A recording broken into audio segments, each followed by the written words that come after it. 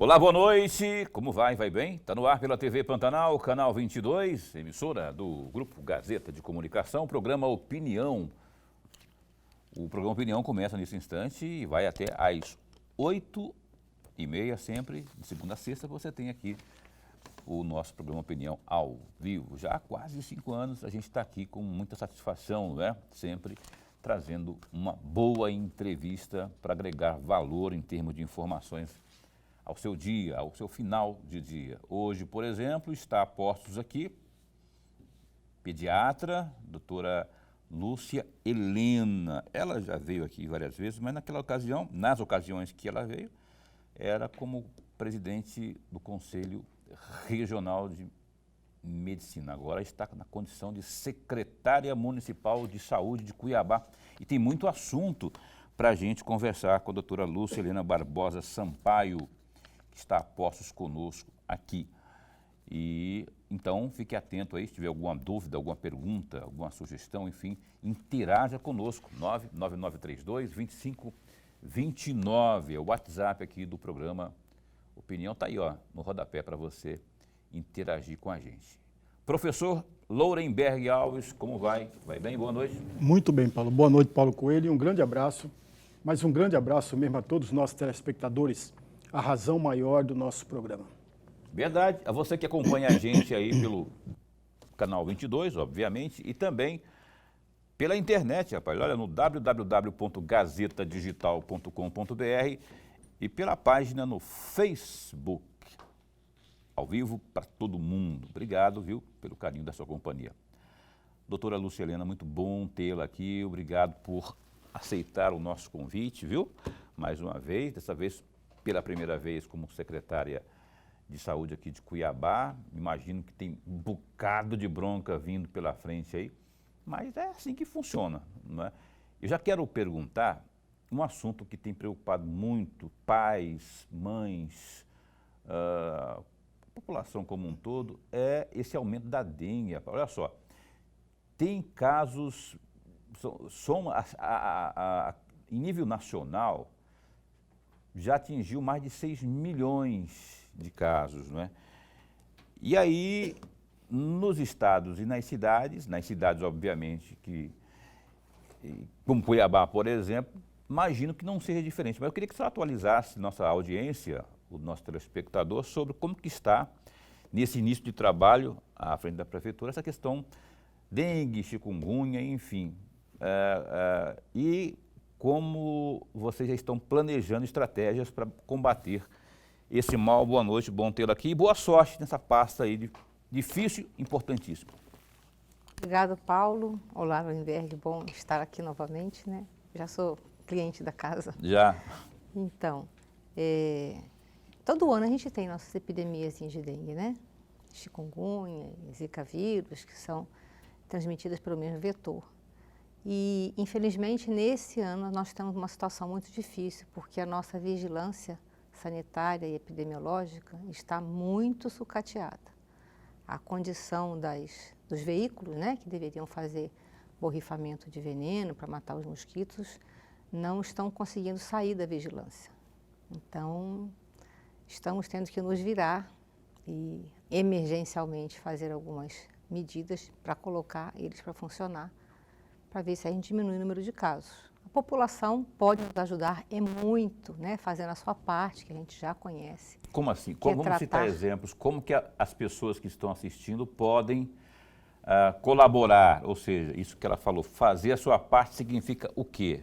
Significa eliminar os criadores do mosquito, né? Água parada nas caixas d'água, na tampinha de refrigerante que fica no meio da rua, nos vasos de planta, tudo aquilo que você pode acumular água pode ser um eventual criador do mosquito. Então, se as pessoas cuidarem para que isso não aconteça, a gente tem que diminuir a população do vetor dessas doenças, que elas estão aumentando e bastante no município nos últimos 10 dias. Pois é, está aumentando bastante nos últimos 10 dias. Já há um sinal de alerta? Podemos ter aí um troço esquisito ao ponto de não ter controle, porque as pessoas têm esse medo, né? Se você for hoje em qualquer unidade de saúde, pública ou privada, o que você vai encontrar de gente ali não é, com dores, com os sintomas da dengue, é muita coisa. Então, assim, tem algum risco de descambar para algo incontrolável? Incontrolável é difícil a gente falar, né? Mas as situações ambientais são propensas que isso aconteça. Então, as pessoas têm que fazer a sua parte, sim, isso é muito importante. A outra coisa que as pessoas podem fazer, entendendo os sintomas, né, da dengue, chikungunya, é se medicar com analgésicos antitérmicos, né, para não ficar com esse dolorimento tão grande no corpo e, principalmente, se hidratar. A hidratação é o mais importante nessas 3 doenças. E para evitar as 3 doenças é só você fazer a sua parte, deixando tudo limpinho aí, cuidando para não deixar acúmulo de água, porque o mosquito, ele é implacável, ele não está nem aí. E não importa o que você pensa, seu grau social, sua religião, ele vai te picar. E aí, dependendo do grau, você pode ter uma... Sempre existe o risco da forma mais grave da dengue, que é a dengue hemorrágica, né? Professor Lourenberg, por favor. Secretário, antes de mais nada, registrar a nossa alegria. Alegria mesmo, dupla a nossa alegria. A primeira, pelo respeito, pela admiração que nós temos pelo trabalho belíssimo da senhora como profissional da saúde. E a segunda, pela compreensão e pela ajuda que a senhora tem nos dado de vir ao programa sempre. Isso é bom e nos alegra muito. E terceira observação, desejar à senhora e a toda a sua família, que eu tenho respeito e admiração, um grande 2025. Amém.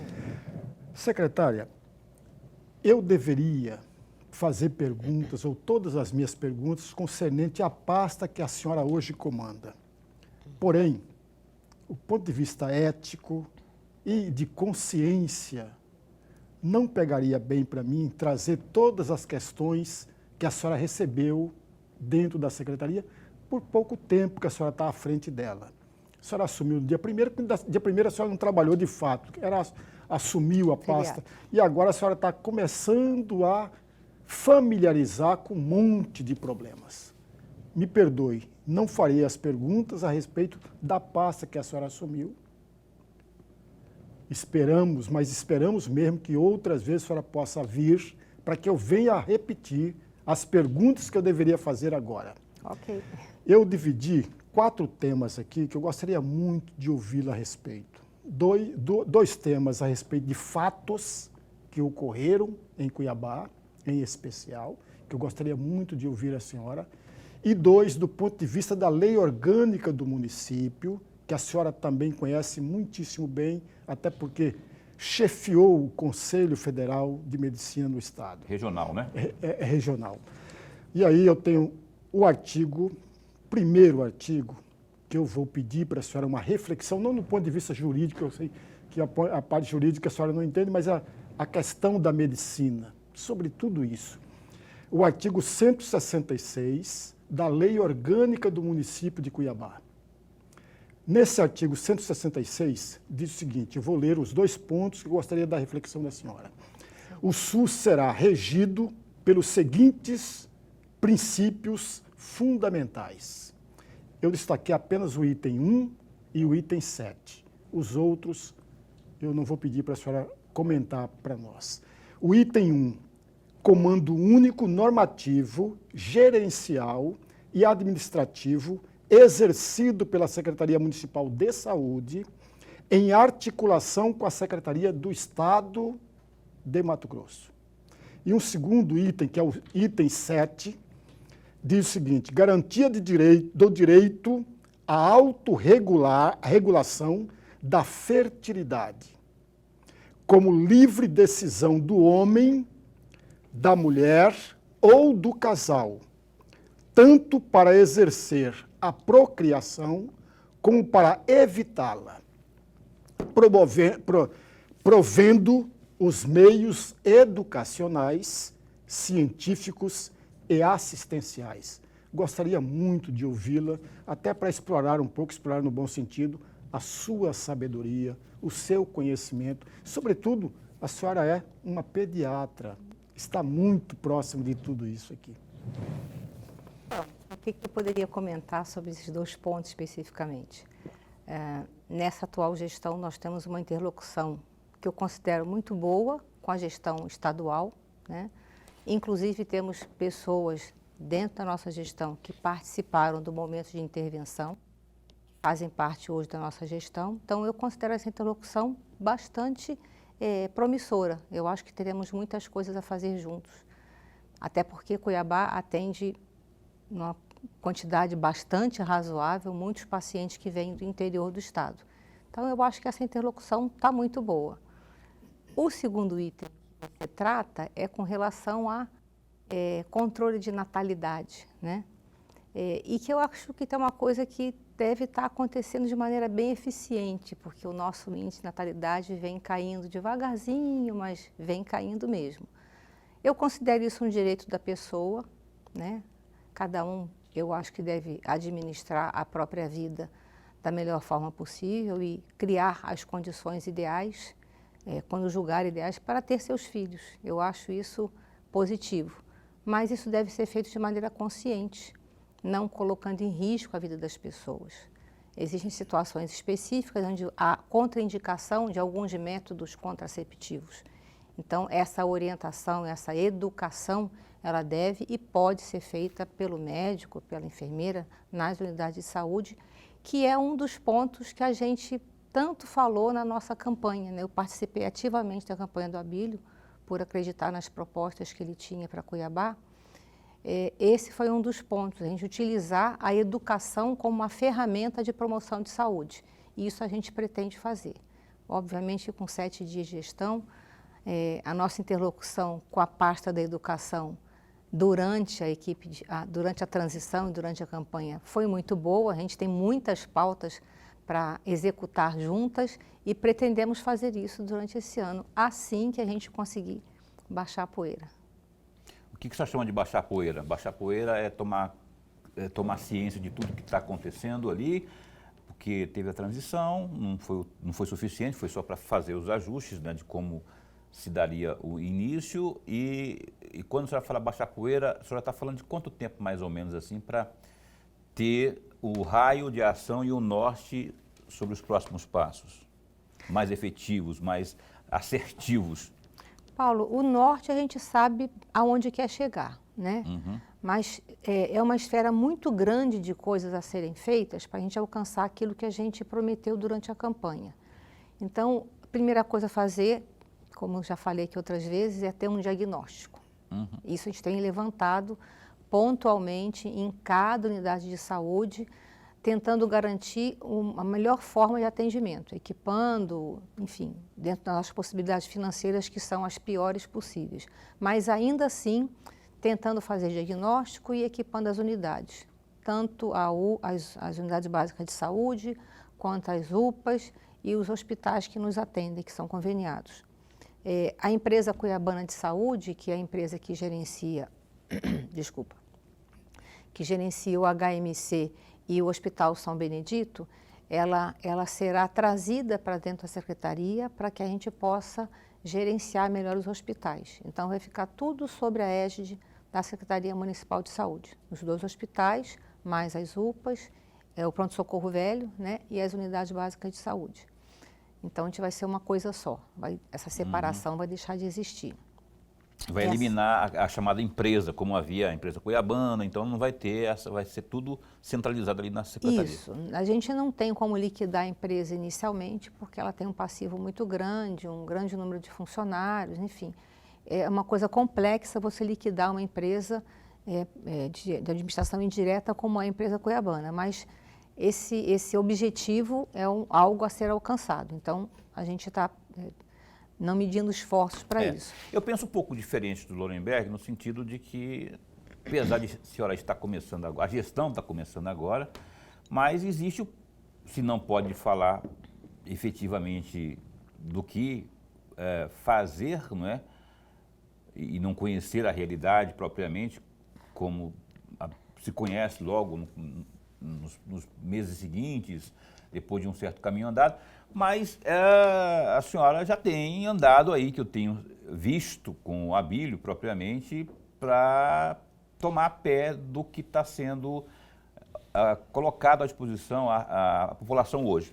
Por exemplo, o que a gestão municipal de Cuiabá pretende fazer com a ala pediátrica lá do antigo pronto-socorro? Existia uma proposta lá de reforma? O Abílio e a senhora pensam o quê? Como fazer? O governo do estado havia feito um compromisso, depois parece que recuou. Eu não sei como é que está isso agora, eu queria que a senhora situasse, porque seria, não é, uma vez sendo concluída a reforma, fundamental para muita gente, seria de grande utilidade para a população cuiabana. Como é que está a situação hoje? Então, em 2017, até antes da gestão do antigo prefeito, a doutora Gleide Bispo, que é juíza da infância e adolescência, ela quis fazer uma ala pediátrica no pronto-socorro velho. Então, foi reformado um andar do hospital e feita uma enfermaria de pediatria e as 2 UTIs, neonatal e pediátrica, que funcionam lá. Durante toda essa gestão, não houve manutenção predial e nem reposição de equipamentos que a gente precisa para fazer atendimento, macas, respiradores e tudo mais. Então, essa manutenção não foi feita, de forma que hoje esse andar, que foi tão bem construído naquela época, reformado, está um pouco sucateado. A doutora Gleide hoje, sempre atenta, esteve lá no pronto-socorro e nós fomos lá também verificar. Ela conseguiu, junto à Assembleia Legislativa de Mato Grosso, um fundo para fazer a reforma desse 3º andar, que é a pediatria do pronto-socorro velho. Ali não existe porta de entrada do pronto-socorro velho. A porta de entrada hoje que existe de pediatria exclusiva está na Santa Casa, que tem uma equipe lá só de pediatras. Ali no pronto-socorro antigo, iniciou-se uma reforma ainda no governo do Mauro Mendes, governo estadual, em 2023, para fazer um centro médico infantil. Então, ali estão construídos 10 consultórios, né, humanizados, banheiros, tem a sala vermelha, como era antigamente o pronto-socorro, né, bem antigamente, mas para atendimento de porta e ambulatório de pediatria. A ideia seria fazer um centro médico, onde você tivesse uma parte de urgência e emergência e uma parte de consultórios. Essa obra não foi finalizada, né? Começou em 2023, o dinheiro que foi destinado para isso não foi suficiente para finalizar, por motivos, né, próprios. O Mauro Mendes resolveu não investir mais naquele momento e agora que houve a troca da gestão, a gente vai voltar a conversar para encerrar essa obra e poder fazer um atendimento de crianças ali de excelência. Uma obra completa, então, né? E não parece que, pelo que eu não conheço muito de orçamento, mas ali não vai o quê? Não vai 10 milhões para ter, ou vai bastante? Para finalizar, o centro médico, falam alguma coisa na ordem de 2,5 milhões a 3. Aí. Para começar a funcionar. Para começar a funcionar, ou seja, os próprios deputados aí com emendas parlamentares, enfim, ou na própria Câmara, enfim, dá para fazer uma mobilização aí, tomara que o próprio governo se sensibilize, retome, que a gente tenha aí essa obra completa atendendo as nossas crianças, especialmente no antigo pronto-socorro de Cuiabá. Professor Lorenberg, por favor. Secretária, a senhora acabou de falar agora há pouco sobre o Hospital Municipal de Cuiabá. Por falar nisso, eu tenho aqui um fato e eu gostaria muito de ouvi-la a respeito. E eu encontrei isso na Gazeta Digital do dia 18 de dezembro de 2023. Entre aspas, o Gabinete da Intervenção na Saúde de Cuiabá não cumpriu 111 metas estabelecidas pelo Tribunal de Contas do Estado e pelo Tribunal de Justiça de Mato Grosso para melhorar a saúde da capital mato-grossense. Uma das metas envolve a saúde mental. A intervenção deveria implantar 12 leitos de saúde mental no Hospital e Pronto-Socorro Municipal de Cuiabá. A obra avaliada em R$ para implantar os leitos. Foi prevista ou foi jogada para 2024, quando se encerrará ou se encerrou a intervenção. A intervenção também não conseguiu cumprir com a meta a contratar agentes comunitários, uma das prioridades da própria intervenção. Isso aqui eu encontrei no Gazeta Digital de 18 de dezembro de 2023. E aí eu gostaria de ouvi-la pela sua experiência, pelo seu conhecimento. Com todo o conhecimento da senhora, secretária, essas metas não cumpridas pela intervenção do Estado na saúde de Cuiabá, a senhora acredita que parte dessas metas, ou sobretudo essas duas que eu citei, poderão ser concretizadas, sobretudo essas 12 leitos de saúde mental, até 2026, ou a senhora acha que ainda é muito pouco tempo? Eu também quero saber sobre isso aí, Lorenberg. Boa pergunta, só que eu vou ter que chamar um intervalo comercial, porque senão vou ter que interromper a gloriosa doutora Lucilena aqui no meio da resposta e aí não vai ficar legal, né? Então eu vou ter que ir para o intervalo comercial. E na volta, a nossa convidada aqui responde a pergunta importantíssima do professor Lorenberg. A gente volta num instante só.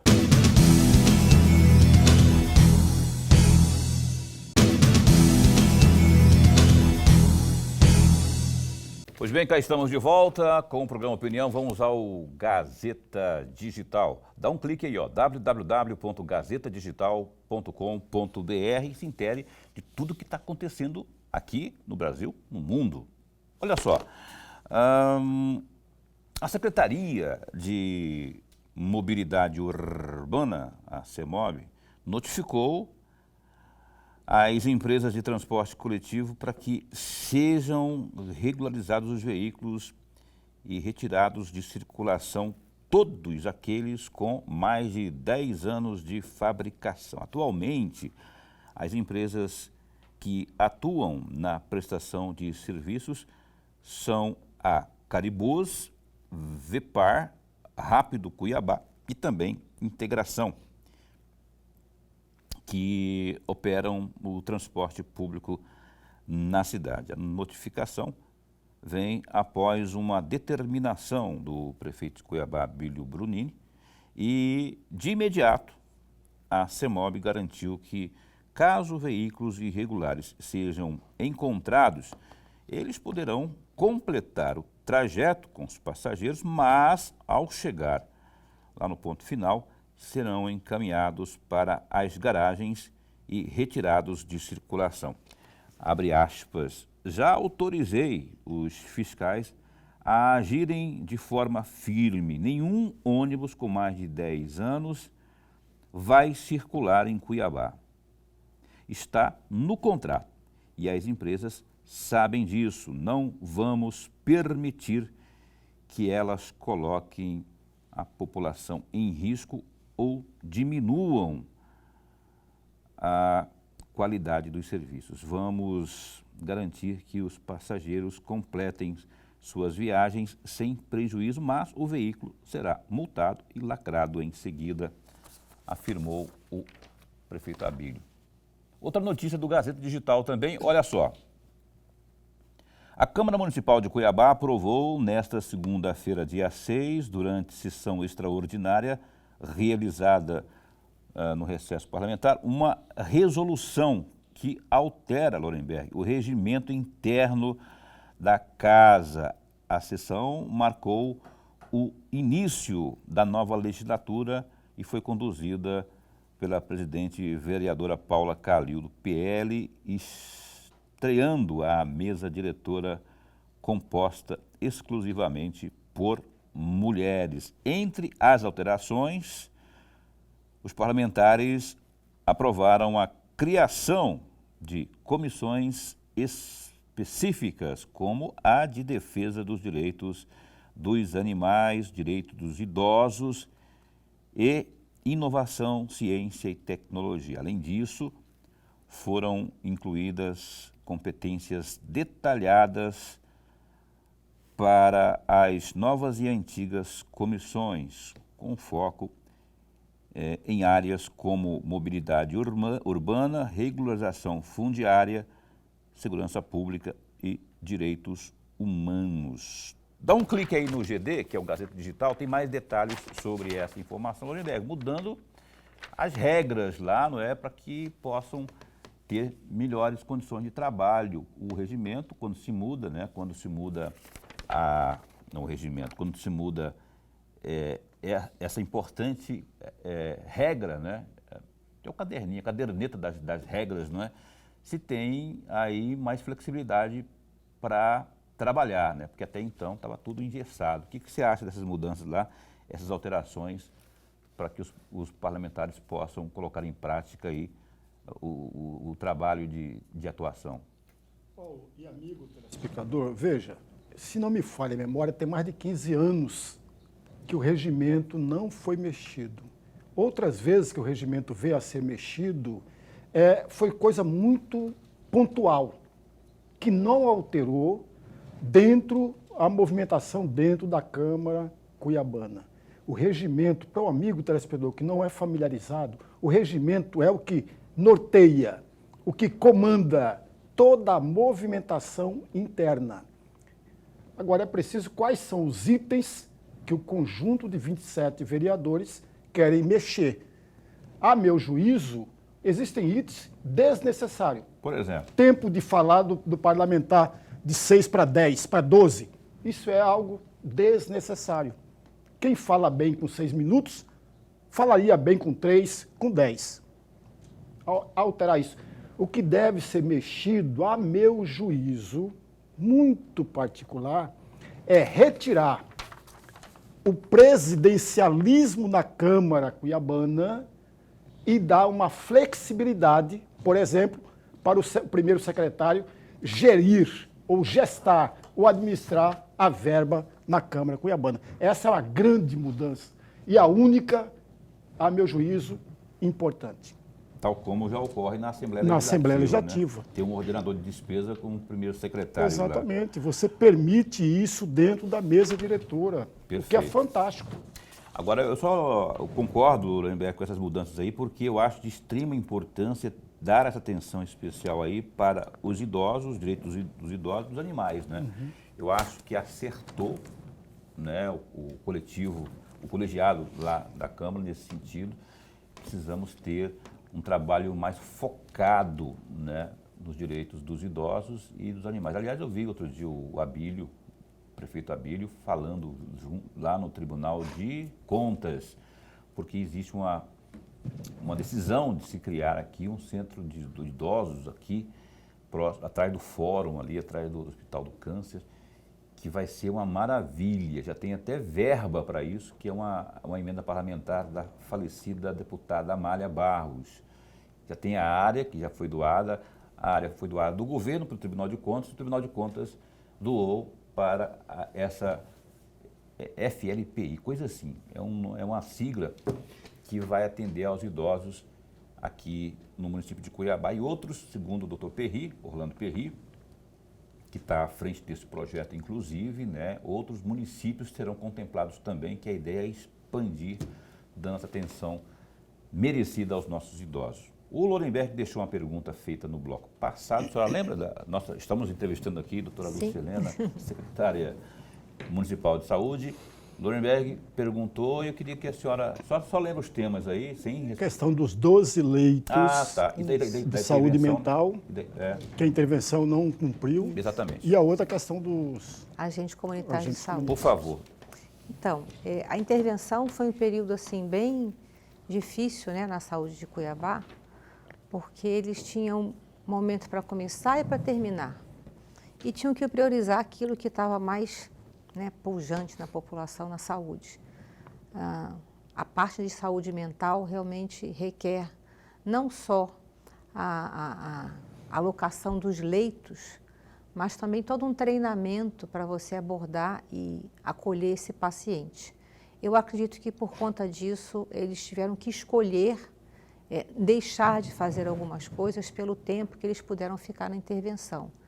Acredito que foi por isso que não finalizaram essa etapa do projeto de intervenção. Mas é uma das coisas que a gente tem no nosso radar, não só a criação dos leitos, mas a melhoria do atendimento nos CAPs e a forma de abordagem do paciente nas unidades que recebem. Ontem a gente estava lá na UPA, na Policlínica do Pé da 90, e chegou uma paciente trazida pelos familiares que tinha atentado contra a própria vida. E estava assim bem, né, debilitada, a família bem comovida. E é uma coisa que, né, infelizmente, hoje em dia a gente vê acontecer cada vez mais.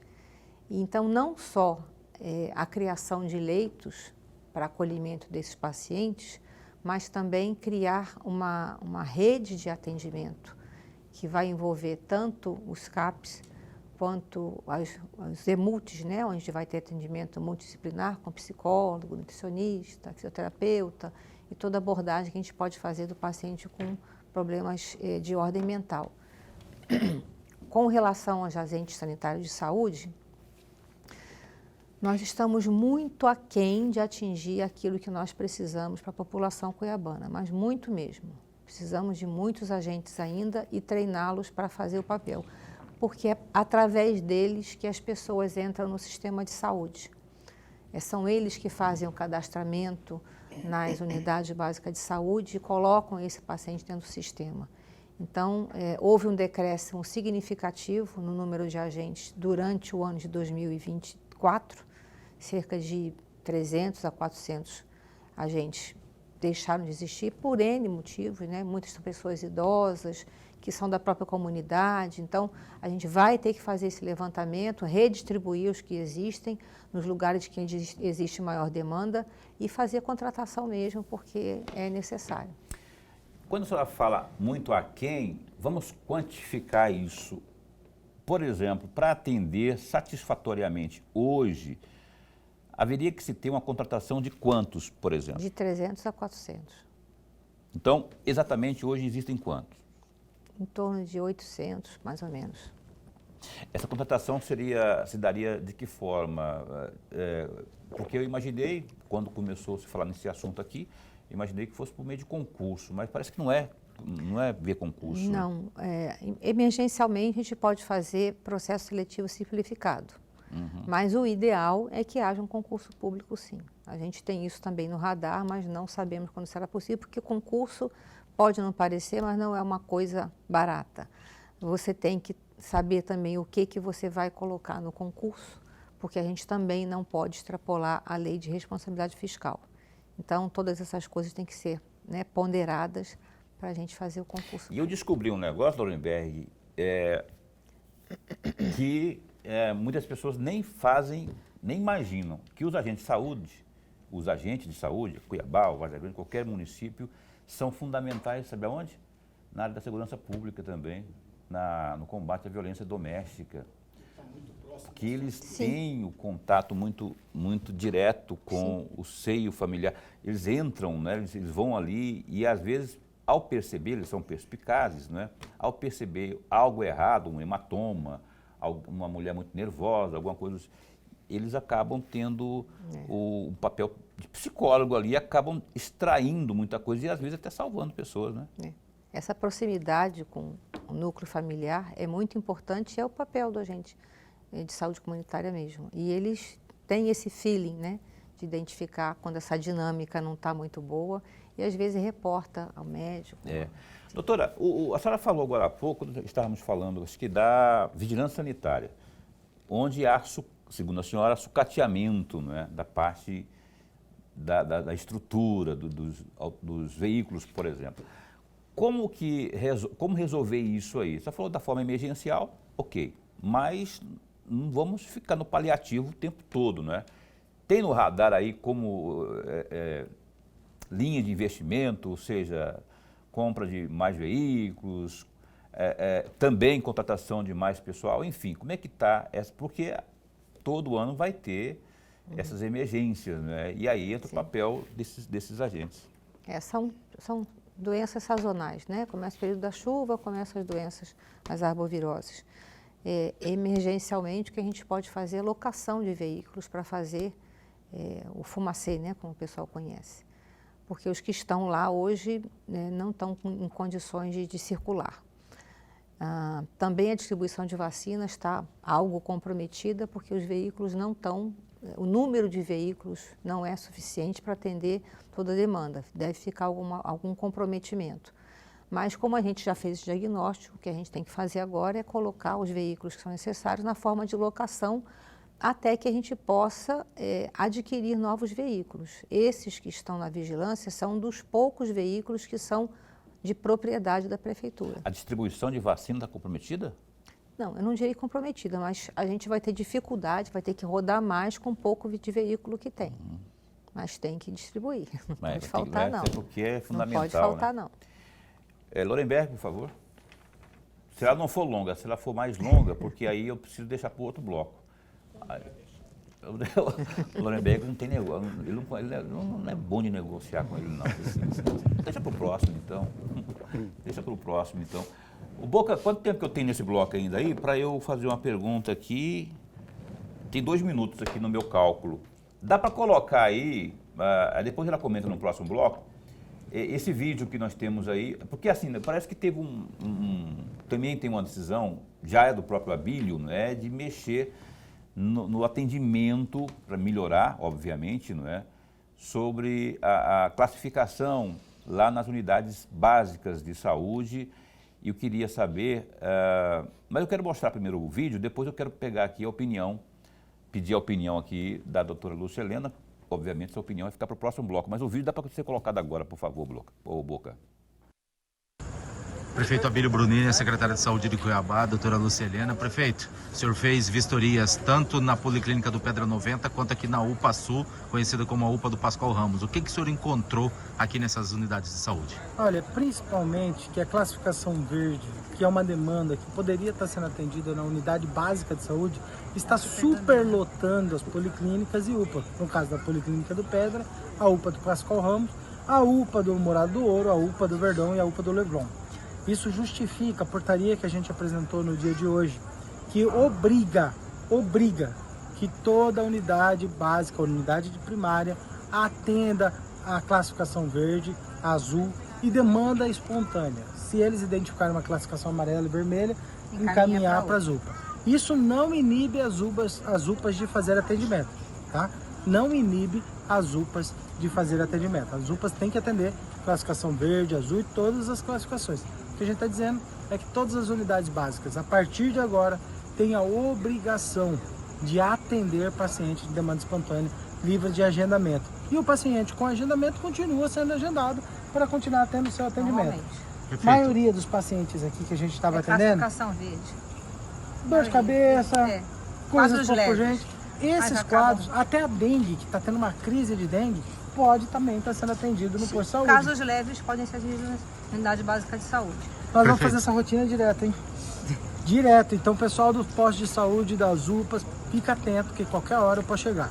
E ó, o médico, isso daí é da minha parte, o médico que negar atendimento no posto de saúde está convidado a trabalhar na UPA.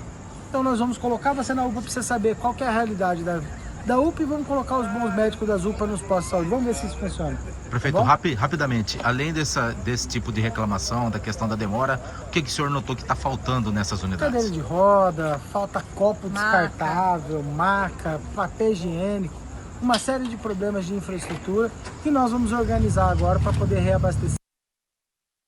Doutor, então, assim, eu fui autorizado aqui a pedir para que a senhora comente ainda, que a senhora traduza não, trocando em miúdos, isso significa o quê?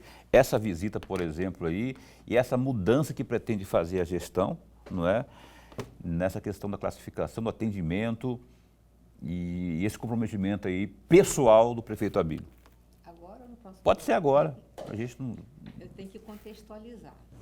Existe uma classificação, chama protocolo de Manchester, que você diz se uma situação de um paciente é grave ou não grave, tá? Os de classificação azul e verde são casos leves, Sim. Né, que poderiam ser tratados em qualquer unidade básica de saúde. pasme você, quando você entra no sistema de uma UPA, nós fizemos isso ontem em 2 unidades, em 2 UPAs, 90% dos atendimentos feitos na UPA são de classificação verde. Ou seja, são casos leves que poderiam ser atendidos na nossa unidade básica de saúde. Em contrapartida, quando a gente analisa as estatísticas das unidades básicas de saúde, a gente vê que existe uma ociosidade que gira em torno de 40%. Não em todas, mas algumas é muito grande.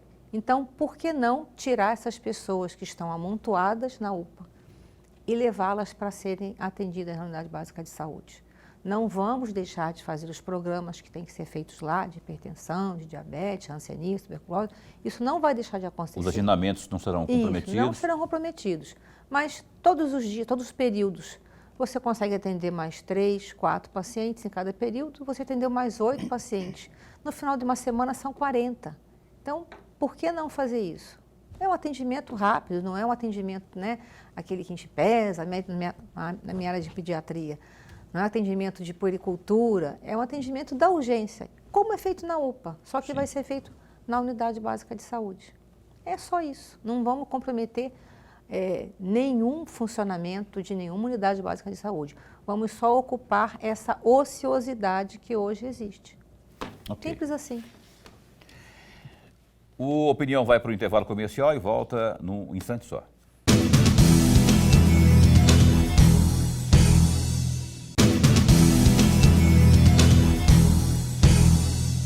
Estamos de volta com o programa Opinião ao Vivo, hoje com a doutora Lucielena Barbosa. Ele tem um Sampaio ainda, né? O Lorenberg vai perguntar aqui na abertura. Eu quero antes mandar um abraço aqui para quem está no grupo do programa do Opinião aqui. A Isanete do Santa Helena está assistindo a gente, né? Só dando um oi aqui. O João Bismarck do CPA 4. Não entendi aqui que eu escrevi, aqui que eu notei. Ah, tá, o Ítalo, lá do Dom Aquino. Marlene Freitas, do Jardim Leblon, também está acompanhando o programa com o neto, o João Vitor. Obrigado pelo carinho de vocês. Professor Lorenberg. Secretária, voltando para a Lei Orgânica do Município, no seu artigo 164, capítulo 3º, diz o seguinte, entre aspas, o conjunto das ações e serviços da saúde no município de Cuiabá integra uma rede regionalizada e hierarquizada. É desenvolvido por órgãos e instituições públicas, federais, estaduais e municipais. Eu gostaria muito de ouvir um comentário da senhora a respeito desse artigo em especial. Então, essa é a descrição de como a saúde acontece, né, no serviço público. Como eu falei, você tem uma porta de entrada através da atenção primária, né, preferencialmente, e esse paciente ele é atendido ali nas unidades básicas de saúde. Se houver necessidade da atenção secundária, que seria o especialista ou o pronto atendimento, ele se dirige às UPAs. E no nível terciário, quando ele exige hospitalização para fazer procedimentos cirúrgicos, alguns diagnósticos. Então, a rede funciona dessa forma. E o que a gente dispõe para compor esse atendimento são principalmente hospitais municipais. Aqui no Cuiabá temos os hospitais que são gerenciados pelo Estado e federais, no caso do Hospital Júlio Miller, que também integra essa rede e participa com atendimento principalmente de especialidades, e no caso das gestações de alto risco, também são direcionados para lá. E é assim que a gente desenha a rede, dessa forma que o paciente circula para receber o atendimento. Obviamente que existem deficiências, mas a gente está buscando o diálogo com os diversos entes federativos, e eu acho que a gente tem tudo para conseguir fazer uma saúde melhor para Cuiabá. Está dentro daquela articulação que a senhora falava no primeiro bloco, isso, é isso? Exatamente. E ela deve ser regionalizada porque é mais fácil para o médico, para o enfermeiro da equipe de saúde da família, se ele tem uma região para ele atender, porque ele vai conhecer aquelas familiares que estão ali, vai poder atender melhor, vai poder conhecer mais de perto aquela situação que você bem colocou, Paulo, onde a gente vai na residência e identifica alguma coisa errada acontecendo. Então, essa regionalização permite isso, um conhecimento mais estreito dos entes da saúde junto aos familiares e à população. Doutora Lucilena, eu vou ter que fazer uma pergunta aqui que eu não me dei por satisfeito quando eu vi o anúncio do prefeito Abílio sobre o pagamento da folha de dezembro dos servidores, que ficou pendente, né, ou que teria ficado pendente. Tem que ter cuidado, inclusive, como colocar as coisas. Mas o Abílio não falou da insalubridade e do prêmio saúde. Esse pessoal que tem direito a esses benefícios aí, ou a esses direitos, está na bronca, ou está questionando, né? O que o senhor pode dizer a respeito da insalubridade e do prêmio saúde? Eu acredito que ele vai conseguir pagar até o final do mês, talvez ainda de forma escalonada, como era feito antigamente. Não era tudo junto, não. Na medida que vai entrando, né, os financiamentos que a gente recebe dos diversos entes federativos, a gente vai conseguindo fazer esse pagamento. Eu acredito que até o final do mês ninguém vai ficar sem receber o seu prêmio e as suas gratificações. Tá. Outra coisa, a senhora já disse lá, quando eu perguntei dos agentes e também outros setores aí, sobre o concurso público que talvez não tenha condições, que a prefeitura não tenha condições de 2025 fazê-lo ou fazer qualquer tipo de concurso devido à saúde financeira, não é? Então, eu pergunto, tem no radar aí, por exemplo, quando e, mais do que isso, quais seriam as prioridades na área da saúde, quais seriam as prioridades para concurso público aqui no município de Cuiabá? Paulo, a gente sabe que em algum momento a gente vai precisar fazer concurso público, mas a primeira coisa que a gente tem que fazer é redimensionar a nossa rede. A gente sabe que o Hospital Central vai ser inaugurado, a gente sabe que o Júlio Miller vai ser inaugurado, e tudo isso vai mudar a dinâmica do atendimento. Então, a gente não tem que ser afobado nessa hora, não. O que a gente quer é otimizar o atendimento no que a gente tem, né, de rede instalada, redistribuir os funcionários, os servidores que nós temos, otimizar esse atendimento em termos de qualidade e quantidade e, num segundo momento, quando esses outros 2 hospitais estiverem a pleno vapor, já devidamente instalados e funcionando, aí a gente pode pensar em fazer concurso, se houver necessidade. Então, no primeiro momento, não. O redimensionamento, o senhor acha que seria uma saída eficiente para que haja, para suprir essa demanda? Sim, a inauguração desses 2 hospitais vai mudar muito a dinâmica do funcionamento da cidade, né? O Júlio Miller vai ficar numa localização diferenciada, mas ele integra a rede de atendimento do município de Cuiabá e do estado. O Hospital Central sendo inaugurado também vai mexer nessa dinâmica. Então, eu prefiro esperar para ver como isso vai se desenhar, para pensar em fazer concurso, porque serão atendimentos bem diversos. O Júlio Miller vai ter a sua rede ampliada, vai poder atender muito mais. Então, Perfeito. a gente não tem que ser afobado nesse momento, não. Muita calma nessa hora. Nuremberg, por favor. Secretária, eu vou aproveitar exatamente esse trecho da fala da senhora e o trecho da fala do prefeito Abílio e uma parte do primeiro bloco, do segundo bloco, que a senhora nos lembrou de antes de 2017. E aí eu gostaria de um comentário da senhora. Em 2016, nós tivemos uma grande greve no município de Cuiabá. Naquela oportunidade, enfermeiros, médicos, técnicos, todos entraram em greve. E naquela oportunidade, as reclamações dos médicos em especial era exatamente por prefeito da época ter cortado 14% do prêmio de saúde dos profissionais da saúde. Além de reclamar, os médicos também reclamaram das péssimas condições de trabalho na rede municipal, atrasos no pagamento de salário, falta de medicamentos e estrutura para o exame básico. eu vou citar dois trechos de duas falas de médicos que a senhora conhece muitíssimo bem. A primeira, a Eliana Siqueira, que na época era presidente do Sindicato dos Médicos do Estado, ela chegou a afirmar o seguinte, entre aspas, a saúde de Cuiabá está no fundo do poço. Falta tudo, desde limpeza até água e luz nas unidades de urgência e emergência. Fecham aspas. O presidente do Conselho Regional, também médico, claro, o Gabriel Felski, afirmou o seguinte, entre aspas, a situação da saúde pública piora cada vez mais. Ela está sem estrutura nenhuma. Eu peço, por favor, um comentário a respeito disso. Era uma triste realidade daquela época, né? Hoje, eu não vou dizer que está ótima, mas não está do jeito que estava naquela ocasião, não. Hoje nós temos mais unidades de saúde para atender.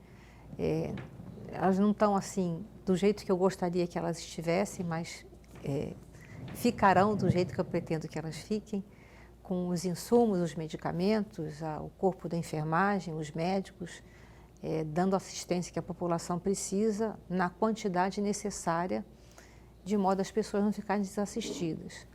Nós temos muitos planos para Cuiabá, para melhorar o atendimento, não só na esfera da medicina e da enfermagem, mas da psicologia, da nutrição. A gente tem um olhar muito focado em prevenção, porque isso é que vai tirar Cuiabá desse modelo de, eu nem diria de saúde, mas de doença, né? A gente vai nas UPAs ver as pessoas com sofrimento verdadeiro, né? Porque não conseguem atendimento. E é isso que a gente quer mudar.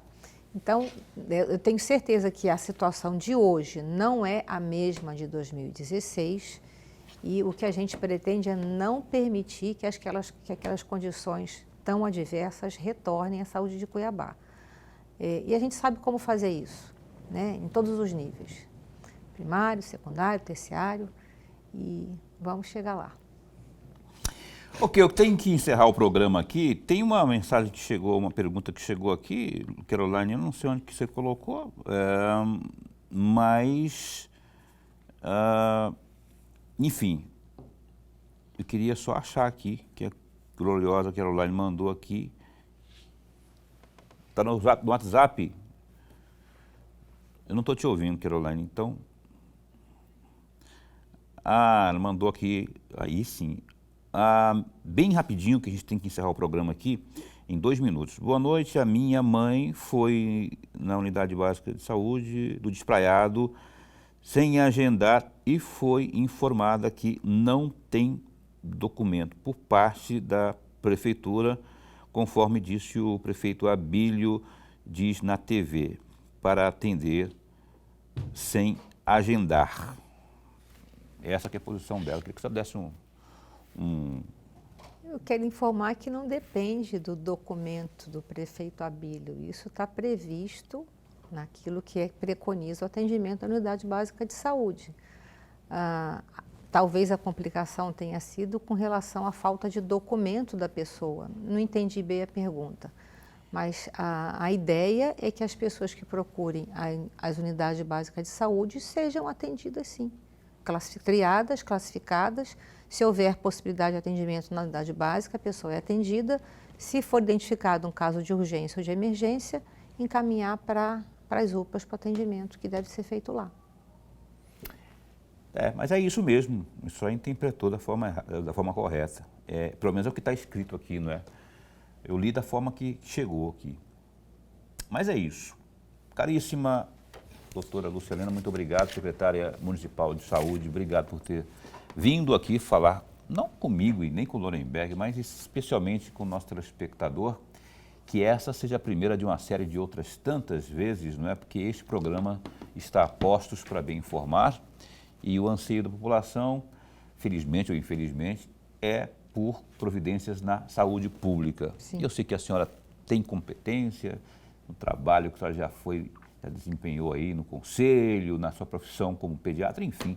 e está ali para desempenhar o bom combate. Obrigado por ter vindo e esse espaço continua a posto para bem informar. Eu que agradeço a oportunidade, venho aqui sempre com alegria.